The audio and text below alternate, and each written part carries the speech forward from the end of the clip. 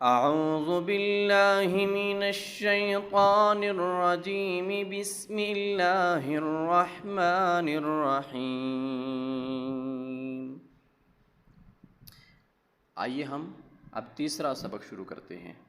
تختی نمبر 2، مرکبات۔ اس کو مرکبات والی تختی کہا جاتا ہے کیونکہ پہلی جو تختی ہے وہاں مفردات ہیں، الگ الگ حروف ہیں، ایک ایک حروف وہاں پہ پڑھایا جاتا ہے، جبکہ یہاں پر ایسا نہیں ہے۔ یہاں پر وہی حروف جو پہلی تختی میں پڑھے تھے انہی حروف کو جمع کیا جاتا ہے، دو دو حروف اکٹھا کیا گیا ہے، یا پھر تین تین حروفوں کو اکٹھا کر کے یہاں پر بیان کیا گیا ہے، لیکن الفاظ وہی ہیں جو ماقبل مفردات والی تختی کے اندر بیان کر دیے گئے تھے۔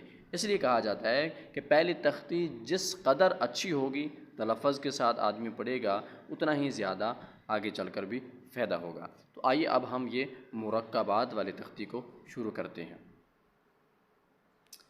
الف، الف، لام، الف، لام، الف، لام، الف۔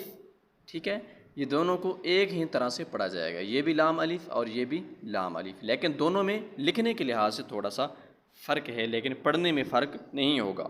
یہ بھی لام الف اور اسی طرح یہ بھی لام الف، با الف، با الف، لام الف، لام الف، لام، لام، لام الف، لام ح، لام ح۔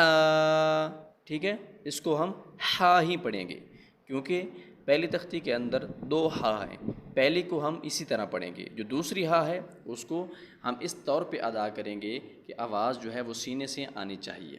ٹھیک ہے، لیکن یہ وہ ح ہے جو جیم کے بعد آتی ہے۔ لام ح، لام الف، با لام با، با لام با۔ ٹھیک ہے، کاف، کاف۔ ٹھیک ہے، یہ دونوں سیم ہیں، دونوں لکھنے کے لحاظ سے ان میں فرق ہے، لیکن پڑھنے کے لحاظ سے ان میں کوئی بھی فرق نہیں ہوگا۔ اور اسی طرح یہ بھی کاف با،